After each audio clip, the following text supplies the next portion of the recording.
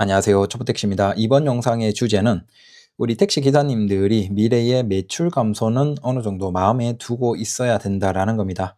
지금이 그 과도기이고 이제 앞으로 시간이 쭉 흐르면서 이미 개인 택시를 비롯해서 택시는 전체적으로 매출 감소가 이루어졌어요. 전체로 본다면. 다만 그게 이제 자본의 증가로 인해서 조금 물가 상승분에 맞춰서 올라간 것이지 실제 전체 매출로 보면 내려갔다라고 보는 게 맞을 겁니다. 다만 여기서 우리가 앞으로는 조금 다른 현상의 하락이 나올 가능성이 있다라는 생각을 해둬야 된다라는 겁니다. 바로 협동택시. 협동택시의 성공 모델이 본격적으로 안착하기 시작했습니다. 자, 네가 뭘 하냐? 네, 맞아요. 근데 제가 지금 백수잖아요. 그래서 시간이 너무 남아서 막 이것저것 막 다 찾아보고 그래도 이제 택시에 대한 조금 더 이해를 높이기 위한 노력을 하고 있습니다. 어차피 이것도 다음 주까지예요. 다음 주에 이제 인가 다 떨어져서 이제 차량 나오고 작업하면 그때부터는 또 다시 일상으로 그냥 잡다한 헛소리만 할게요. 양해 부탁드립니다. 자, 제가 옛날에 이제 한 15년? 16년? 그때 이제 택시 준비하면서 딱 그때로 돌아온 느낌이네요. 그때도 이제 이거 인허가 떨어지고 이때는 이제 최대한 조심해야죠. 그래서 웬만하면 운전도 안 하고 나가지도 않고 뭔가 이제 혹시라도 또 떨어지는 낙엽에 또 내가 사고를 낼 수도 있잖아요. 그래서 최대한 그냥 집에서 기거하면서 버티고 있습니다. 자, 이거 한번 보시죠. 이제 경기도 택시 산업 발전을 위한 정책적 기본 방향이라고 해서 이게 경기연구원에서 나왔던 이제 자료입니다. 그냥 뭐 전체적인 기본 방향이죠. 뭐 물론 이제 이건 이제 택시가 어떻게 가냐, 경기도의 택시가 어떤 식으로 나아갈 것인지에 대한 것인데 거기에서 이제 우리가 관심 있는 분야에서 본다면 조금 다른 관점으로 한번 보자라는 겁니다. 먼저 가맹에 대해서 이제 야, 우리가 가맹을 다 하지 않으면 되지 않냐라고 하지만 솔직히 우리 마음은 그게 맞죠. 우리가 다 가맹을 하지 않고 그다음에 호출 비용도 받고 그러면 옛날처럼 다시 손님들이 거리로 나오게 되니깐 야, 우리가 수수료도 내지 않으면서 손님들도 거리로 나오면 우리가 공차 손님까지 가는 시간도 줄이고 그 공차 거리도 줄이니깐 야, 그게 맞지 않냐. 우리 택시 기사들이 다 그렇게 하면 되는데 왜 저렇게 가맹을 가입해? 라고 주장을 하시는 분들이 계세요. 솔직히 마음은 그게 맞죠. 응? 택시 기사 입장에서는 그게 맞아요. 그러면 뭐 어디 번화가나 역이나 어디로 가면 그냥 빈차등 켜고 가면 바로 손님 바로 앞에서 타고 근데 그런 세상으로 돌아가기에는 사실 불가능하다라고 보는 게 맞겠죠. 네, 현실적으로. 그리고 그게 단순히 뭐 손님과 우리의 대립, 의견 차이. 자, 이게 아니고 정부나 지자체의 방향은 이미 손님의 편이에요. 자, 택시의 정책은 정부나 뭐 국토부나 정부, 지자체들이 이제 마음대로 사실 법을 바꿀 수 있잖아요. 그렇기 때문에 그냥 정부나 지자체의 뜻에 따라서 가는 거예요. 근데 그 정부나 지자체의 택시의 미래에 나아가는 방향으로 본다면 손님의 편의가 굉장히 중요해요.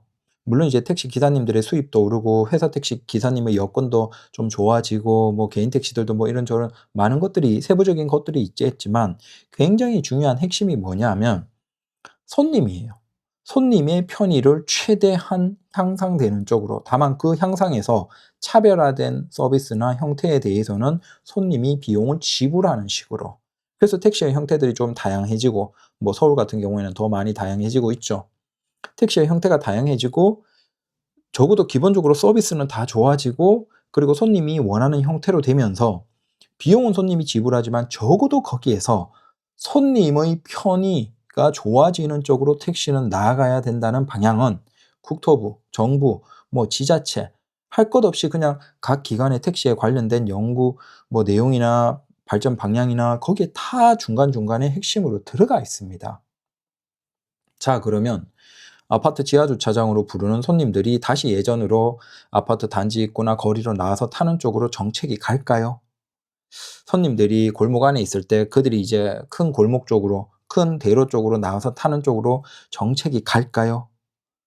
네. 어, 마찬가지로 이제 손님이 기사를 적극적으로 평가하면서 큰 평가에 따라서 부정적일 때 적극적으로 기사가 제한되는 그런 정책들이 플랫폼이 한다라고 생각하지만 그 플랫폼의 그 방향을 크게 잡고 가는 건 정부나 지자체예요. 결국은 손님들의 편의를 위해서 그 방향으로 자꾸 플랫폼을 유도해 가고 있고 플랫폼은 당연히 거기에서 그러면 기사들의 편의를 올리고 편의가 나쁜 그러니까 손님에 대한 평가가 나쁜 기사들은 적극적으로 배제하고 택시업에서 사실 밀려나가는 쪽으로 점점 정책이 가고 있다라고 보면 돼요. 어쩌겠습니까? 이게 정부나 지자체의 방향이기 때문에 우리 마음 같아서는 손님들이 다시 예전처럼 길거리로 나와주고 우리 기사들이 어떻게 하든 손님들이 우리를 평가해서 우리에게 어떤 영향을 미치지 못하게 했으면 우리 마음은 더 편하겠죠. 하지만 슬프지만 그런 세상으로 돌아가지는 못하는 거예요. 네. 어쩌겠습니까? 법을 다루고 우리를 정책적인 것들을 솔직히 정부나 뭐 지자체, 국토부 이런 데서는 그냥 바로 바꿀 수 있는 건데. 그래서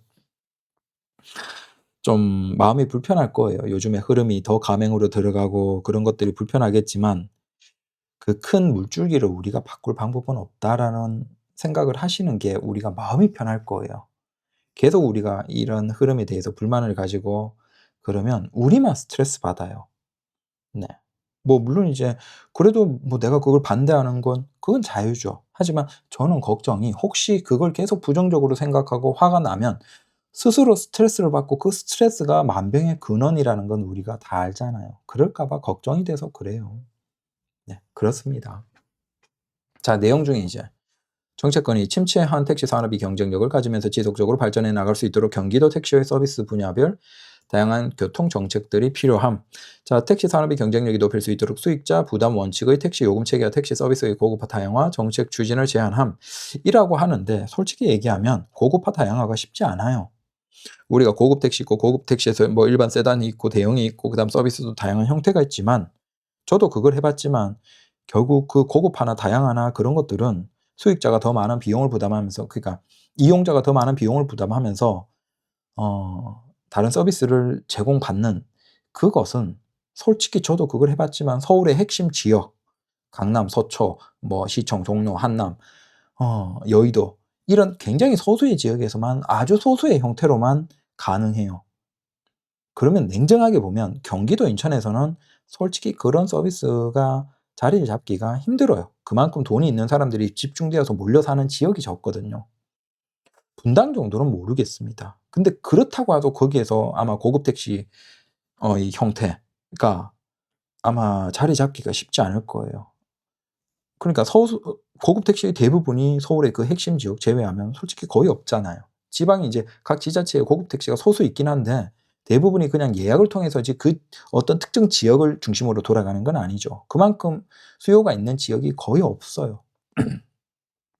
그래서 뭐 이런 방향을 잡고 가긴 하지만 서울의 핵심 지역 정도를 제외하면 이건 거의 힘들다.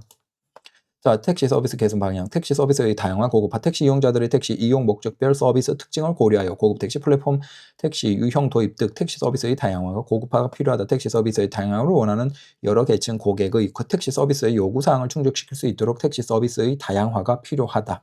고급 택시 플랫폼 택시가 등장하면서 사업구역이 광역화되고 이러한 택시 서비스 여건의 변화를 고려하여 다양한 택시 서비스의 도입이 필요함. 택시 서비스의 다양한 방향으로 콜 또는 앱 예약 방식으로 서비스를 제공하는 고급 택시, 관광객을 위한 관광 택시 등 다양한 택시 서비스가 필요함. 자, 여기에서 방향 내용 중에 하나가 뭐예요? 고급 택시인데 서울에서는 고급 택시가 그래도 어느 정도 증가하고 있죠. 완만하게. 하지만 이탈도 많아요. 하지만 인천, 그다음 경기의 고급 대형 택시를 뭐 도전을 해봤지만 사실상 경기의 고급 대형 택시는 실패했다라고 보는 게 맞아요. 그건 우리가 기존의 그 차량 대수의 변화를 바탕으로 예상할 수 있죠. 그 광역이 기사에게는 엄청난 피로를 유발하거든요. 불편함을 유발해요. 그러다 보니까 그 광역이 그냥 생각하면 '야 내가 이제 사업할 수 있는 구역이 넓어지니까 좋겠다.'라고 생각하지만 내가 집이 분당에 사시는 분인데 분당의 경기 택시 기사님인데 그분들이 고급 대형이라고 해서 운행이 마지막에 저기 일산에서 끝날 수도 있잖아요. 그럼 그 일산에서 끝난 기사님이 집에까지 퇴근하시는데 낭비하는 시간만 하더라도 어마어마하죠. 택시가 괜히 구역이 정해져 있는 게 아니에요. 결국은 만약에 그렇게 뭐 분당에 계신 분이 일산에서 업무가 끝났다라고 할 때 그러면 퇴근하는 그 공차 그것까지 모두 감안해서 비용이 소수의 운행으로 하려면 굉장히 비용이 비싸져야 돼요. 근데 그걸 감당할 수 있는 경기도의 지역의 혹은 인천의 지역의 손님이 거의 없다라고 보는 게 저는 맞다라고 생각해요. 그 정도 비용을 지불할 수 있는 건 강남, 서초, 여의도, 한남동, 시청, 뭐 평창동, 한남동, 평창동, 성북동, 한남동 뭐 이런 진짜 소수의 지역의 소수의 고객들만 그게 가능해요.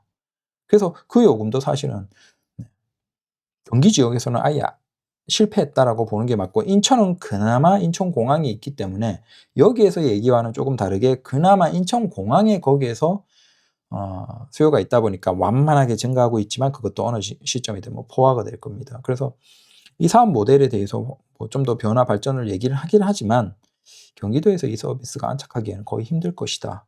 그럼에도 이제 이 방향으로 잡고 있기 때문에 플랫폼 사업자도 이쪽으로 도전을 하고 있는 거예요. 다만 그게 쉽진 않죠. 택시 플랫폼 서비스를 기반으로 운행하는 플랫폼 택시, 가맹 택시, 고급 택시의 서비스 수준을 고려하여 수익자 부담 원칙의 택시 요금 체계 개선도 필요함. 이라고 하는데 문제는 그 비용을 감당할 경기 인천의 손님은 굉장히 적다라고 보는 게 맞겠죠.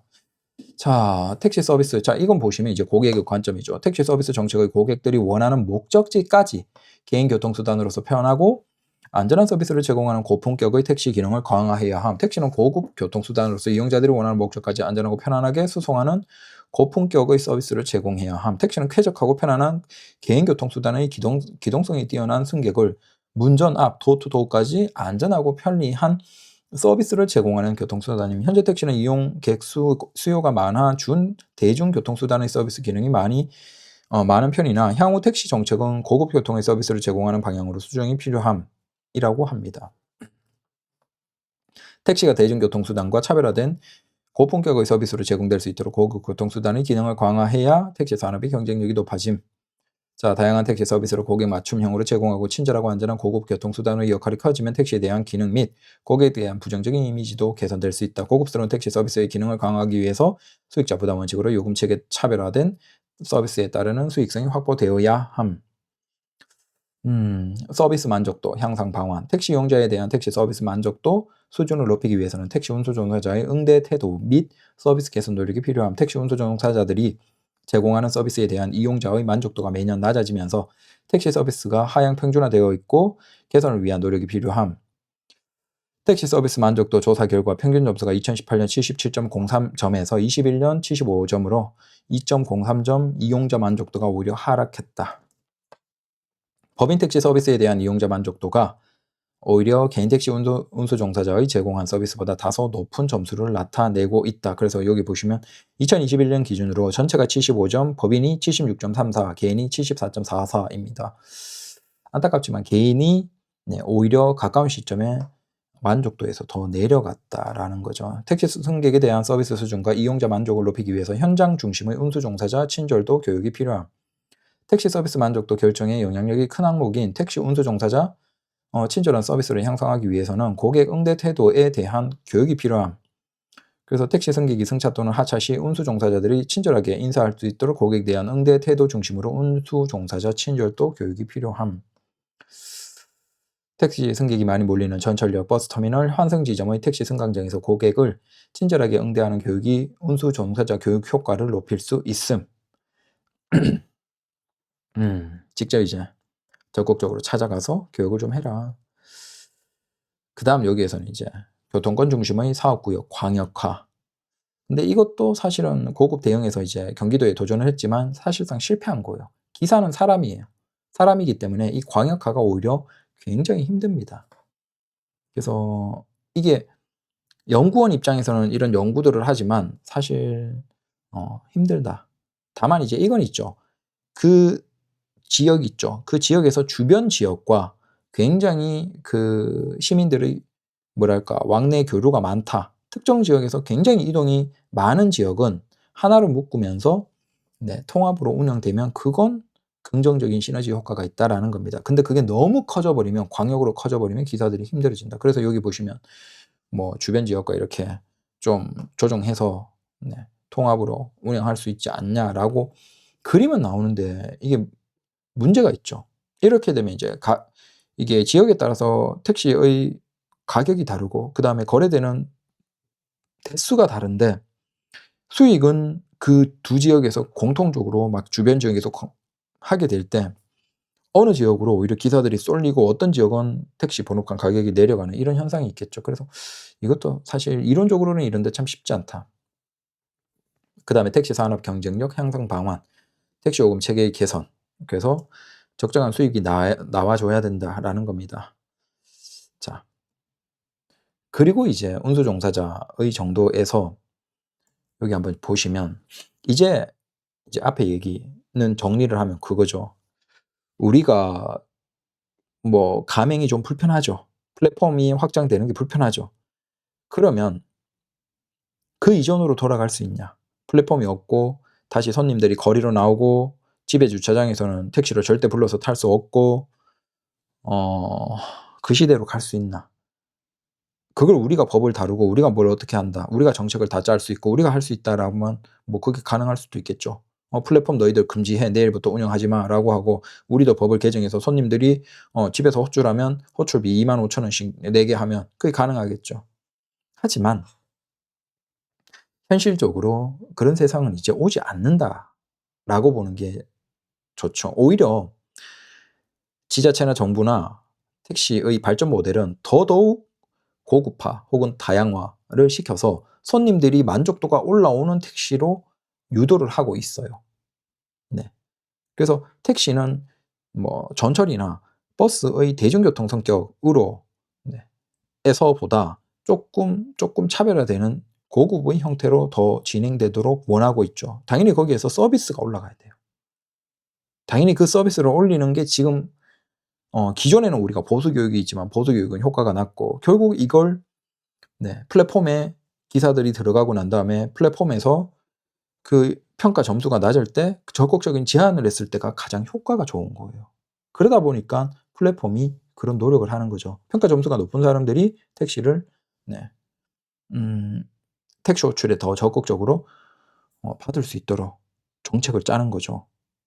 그래서 우리 입장에서는 그게 입이 닭발 나오겠지만 그 방향으로 가야 된다. 이게 시간이 가면 더 그럴 겁니다. 플랫폼 속에서 우리 애가 평가 점수가 낮을 때 우리는 콜을 받는 것에 있어서 분명히 차별이 있을 거예요. 그래서 뭐 개개인이 알아서 하는 거죠. 알아서 하는 건데 적어도 지자체나 정부가 이렇게 방향을 잡고 있다라는 건 마음에 염두에 두고 우리가 어차피 택시업을 해야 되잖아요. 그래서 그걸 생각해 두셔야 된다.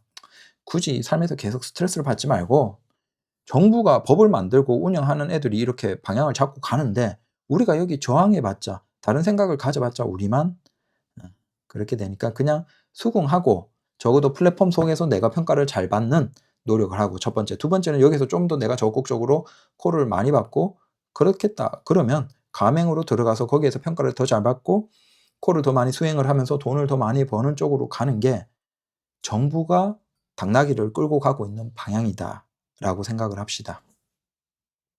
네. 그리고 이 두 번째는 이제 우리가 또 택시의 산업이 어디로 흘러가고 있는지에 대해서 쪼끔 구조를 쪼끔 더 생각할 필요가 있다라는 겁니다.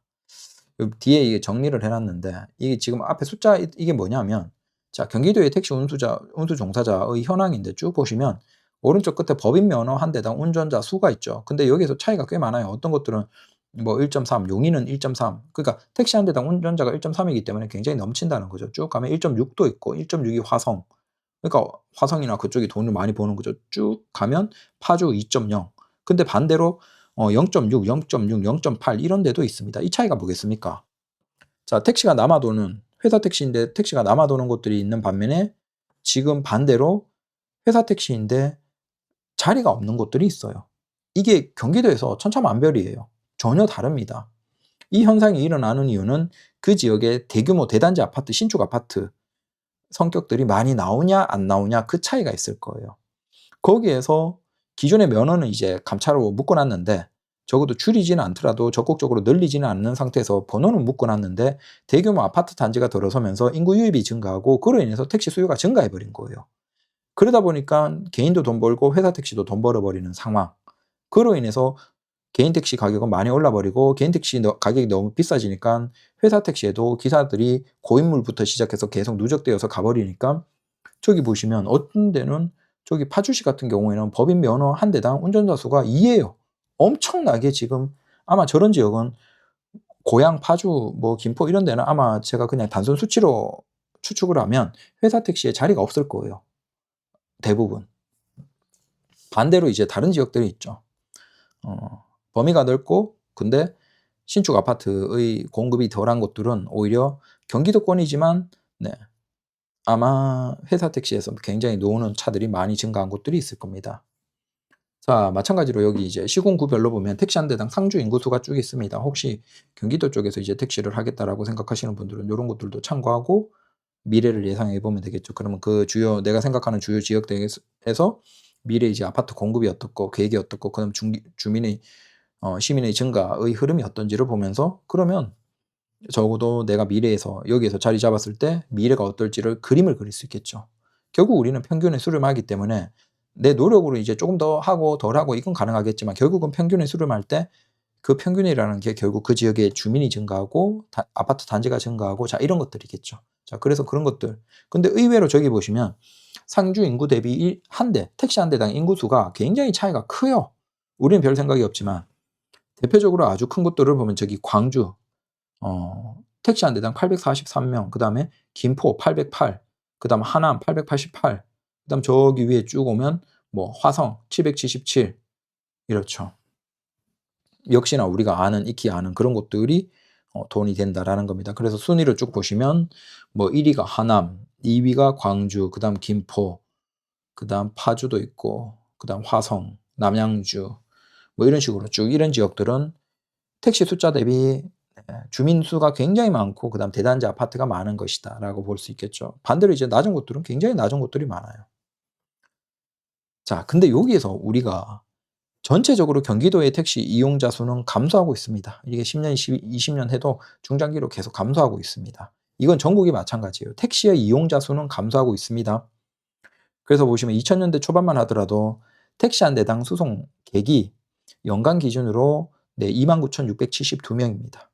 근데 보시면 29,000대에서 지금 가까운 시점에 얼마까지 16,000명까지 떨어졌습니다. 굉장히 많이 준 거죠. 그리고 이 흐름은 계속 감소하고 있습니다. 그나마 이제 가까운 시점에 그 하락세가 조금 줄긴 했지만 택시의 대중교통 분담 혹은 교통수당 분담에서 비중은 계속 감소하고 절대적으로 이용자 수도 계속 감소를 하고 있다라고 보시면 됩니다. 그래서 다만 이제 수송객에서는 그러니까 이건 뭐 객당으로가 아니고 그냥 전체 이동자 수에서는 2010년대에 2010년 전후로 해서 가장 최고치 12억 정도네요. 근데 그게 지금 가까운 시점에 6억 정도까지 떨어진 거예요. 그리고 이 추세는 계속된다라는 겁니다. 즉 택시의 이용자 수는 계속 감소를 합니다. 결국 택시의 매출도 감소를 합니다. 다만 우리 기사님들은 오히려 5년, 10년, 15년 전보다 돈을 더 벌었는데 라고 얘기하실 거예요. 근데 그건 절대적인 금액 자체가 올랐다라고 하지만 그건 물가 상승분. 자, 첫 번째는 물가 상승분이 있고 두 번째가 지금 얘기 드리려는 거예요. 물가 상승분만큼 요금이 오르고 그 수익이 오른 거지 절대적인 금액 자체가 그러니까 비례해서 오른 게 아니에요. 그러니까 물가 상승분만큼 반영해서 오른 것이에요. 오해하면 안 됩니다. 지금의 수익 증가는. 여러분들 지금 집값 어떻습니까? 10년, 15년 전에 비하면. 자, 지금 여러분들 식당의 가격 어때요? 그 정도에 비례해서 그냥 증가한 거예요. 오해하시면 안 돼요. 실제 택시의 매출은 감소하고 있어요. 근데 야 나는 증가하던데 야, 내 주변 개인 택시 기사들도 다 증가하던데 회사 택시 기사들도 매출 증가하던데 회사의 산학금이나 전액 관리제에서 비용 집어넣는 거 다 증가하는데 증가하고 있는데 라고 하겠지만 여기에서 이번 영상에 얘기 드리고 싶은 게 있습니다. 자, 가동률 같은 경우에 유지가 되는데 문제가 뭐냐 하면 택시 사업 구역별 가동률을 쭉 한번 보시면 법인 택시 지역의 지역별 가동률 이걸 높은 순위부터 한번 정리를 해봤습니다. 동두천 95.7% 이게 퍼센트일 겁니다. 파주 93.4, 이천 93, 김포 92.3, 성남 91.9, 용인 91.8, 평택 91.3 이런 순으로 쭉 있습니다. 아마 이런 지역들은 거의 회사 택시에서 빈자리가 없을 거예요. 거의 뭐 팽팽 돌아가겠죠. 자, 이제 중요한 거예요. 가까운 시점의 변화가 뭐냐? 자, 기본적으로 회사 택시를 생각해 봅시다. 우리가 개인 택시가 있고 회사 택시가 있죠. 근데 실제 운행 대수는 계속 감소하고 있었죠. 하지만 서울 기준으로 그렇고 경기도 전체로 봐도 개인 택시의 운행은 거의 비슷한 상태였어요. 크게 차이가 없습니다. 예전이나 지금이나. 근데 가장 뚜렷하게 차이가 나고 있는 게 뭐냐면 회사 택시예요. 회사 택시에서 빈차가 점점 증가하고 기사 모집은 힘들어지고, 네. 왜 그렇겠습니까? 택시 일을 굳이 안 해도 되고 혹은 택시 일이 힘들고, 자 그러다 보니까 기사를 못 모으고, 기사를 못 모으니까 지역에 따라 다르죠 이게. 그러니까 파주나 김포나 뭐 아주 막 택시가 팽팽 잘 돌아가는 지역들, 오히려 대단지가 생기면서 매출이 증가하는 지역들, 그런 지역은 택시가 묶인 상태에서 오히려 시민이 증가하면서 수익이 증가하죠. 증가하니까 그런 지역은 회사 택시들도 줄을 서서 기다리고 있는 상태입니다. 대기일 거예요. 일자리가 없어. 그 회사 택시에 자리가 없어요. 그냥 타려면 기다려야 돼요. 몇 달이든. 자, 그런 지역은 당연히 매출이 높고, 자, 좋은 상태에서 회사 택시에도 그래도 유지가 되고 그런 거죠. 근데 반대의 상황이 어디 있냐? 그렇게 대단지가 증가하지 않고 그다음 인구가 감소하고 있고, 하지만 그런 지역들은 반대겠죠. 택시 회사에서 네, 기사가 점점 부족하고 마당에 놀고 있는 택시가 증가하고 있고, 네, 어떻게든 기사들 오면 뭐 신차라도 뽑아주겠다고 제발 와달라고 하고 있고, 자 그런 지역들도 많겠죠. 그런 지역의 택시들은 법인 택시 회사들의 경영난이 점점 심각해지는 거예요. 나빠지는 거죠.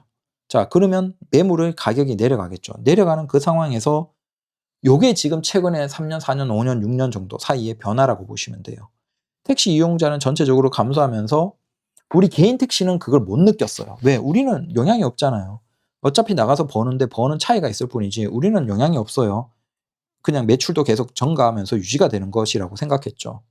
그러면 택시 손님이 증가해서 우리가 개인 택시가 증가한 게 아니고 손님이 줄어드는 만큼 회사 택시의 가동률이 내려간 거예요.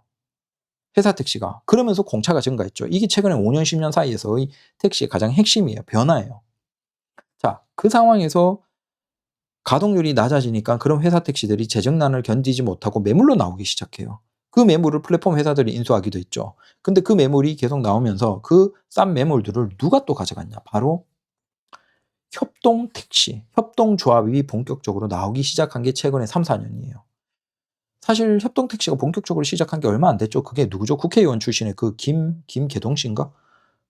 근데 그 1세대 거의 처음 시도한 그 협동 택시는 사실은 사업적 모델로 본다면 실패를 했어요. 실패하고 아마 거기에서 막 소송이 있고 막 그런 과정에서 아마 뭐 어떻게 됐는 걸로 기사만 우리가 종종 봤죠. 근데 그 협동 택시가 최근에 성공 모델이 본격적으로 나오기 시작합니다. 그런 것들이 지방에서 꽤나 나와요.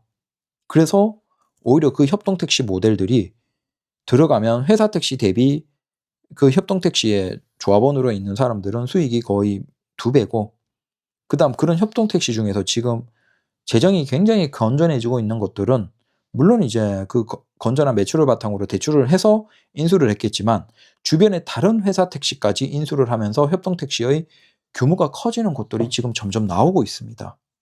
그래서 놀라운 게 2019년만 하더라도 전국에 협동 택시 숫자가 18개밖에 없어요. 그러면 저중에서 성공 모델이 굉장히 적었을 거예요. 근데 최근에 2024년에 협동 택시 숫자가 지금 140개가 됐어요. 엄청나게 증가한 거죠. 그리고 이게 전국의 법인 택시에서 비율로 본다면 전국의 법인 택시 회사가 1645개인데 이 중에서 무려 비율로 이미 8.5%를 넘어가고 있어요. 자, 그러면 이게 왜 무섭냐면 우리가 이 부분을 잘 생각해야 돼요. 기존까지는 택시 매출이 감소하고 있었어요.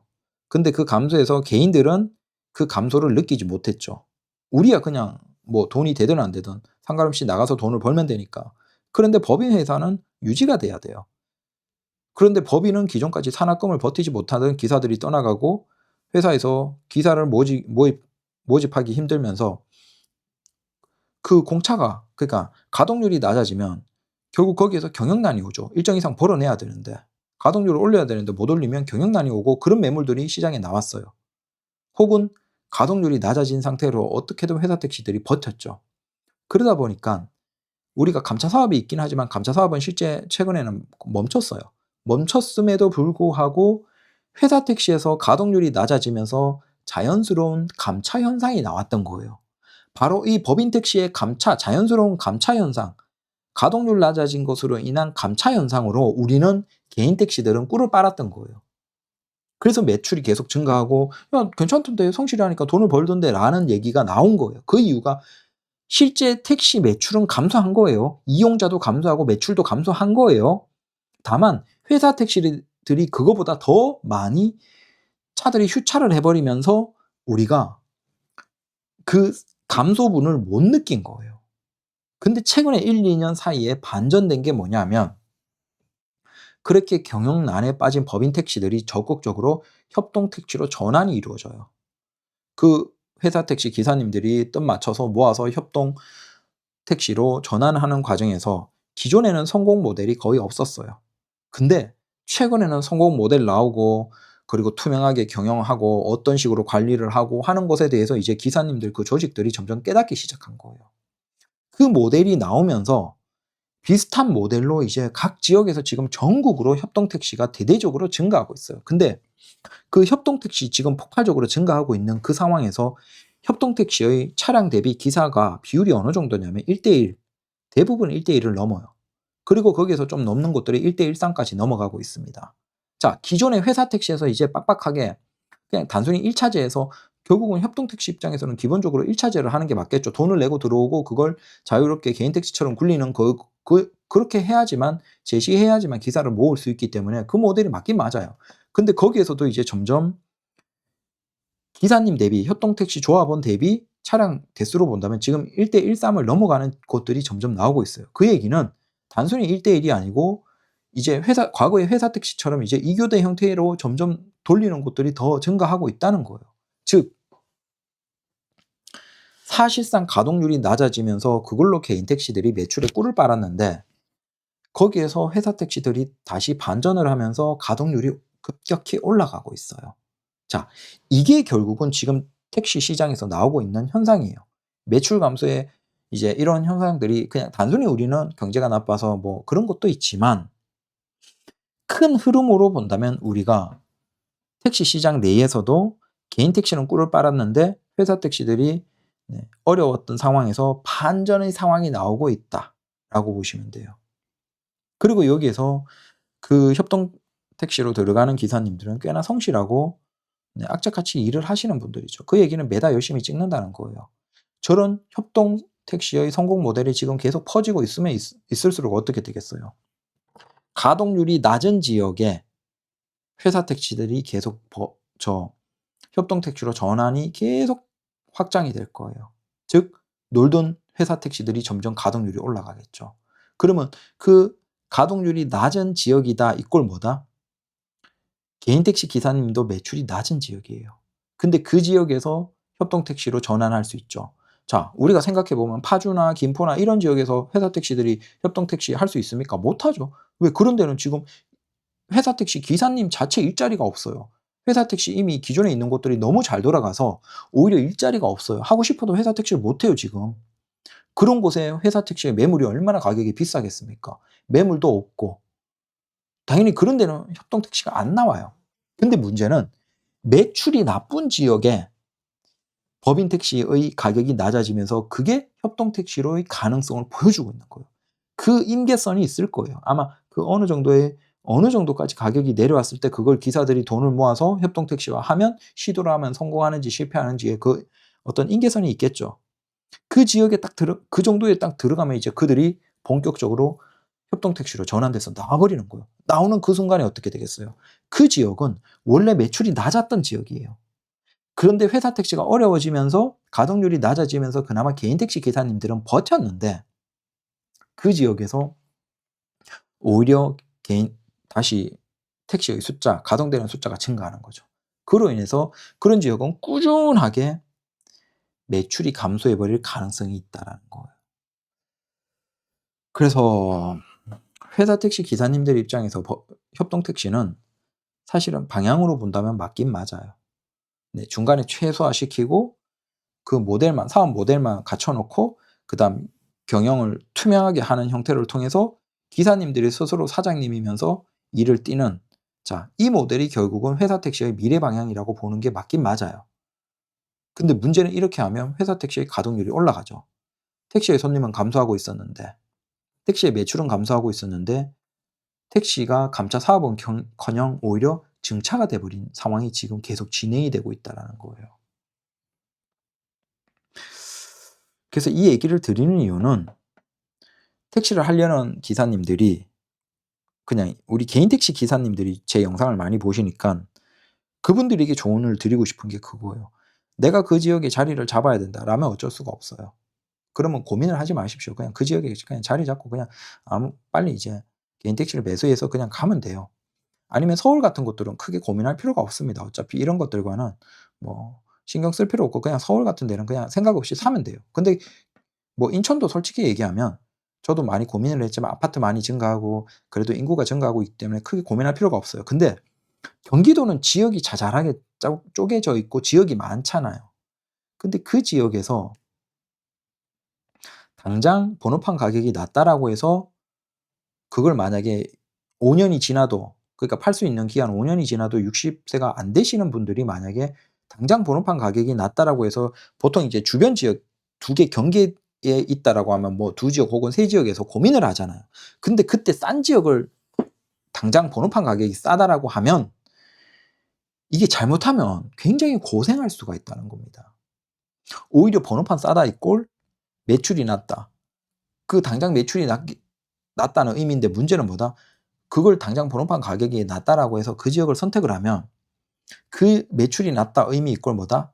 이제 회사 택시들이 멀지 않아 협동 택시로 전환되면서 다시 가동률이 올라갈 가능성이 있다라는 거예요.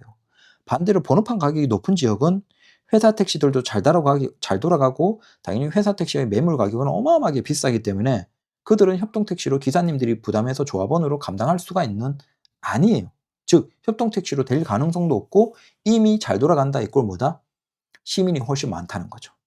즉 당장 생각하기에는 번호판 가격이 낮은 주변 2개 혹은 3개 지역에서 고민을 하실 때 번호판 가격이 낮으니까 '내가 여기 가야지.'라고 하겠지만 그게 잘못하면 코를 깨 버린다는 거예요. 5년 동안 못 끼는데 문제는 거기에서 이제 지금처럼 계속 성공 모델이 나오고 있는 거예요. 지금 불과 전국의 협동 택시가 19 년에 18개 있는데 24 년에 140 개예요. 엄청나게 폭증을 하고 있어요 지금. 근데 그 협동 택시로 전환됐다 이꼴 협동 택시로 전환되기 이전에는 가동률이 낮았던 거예요.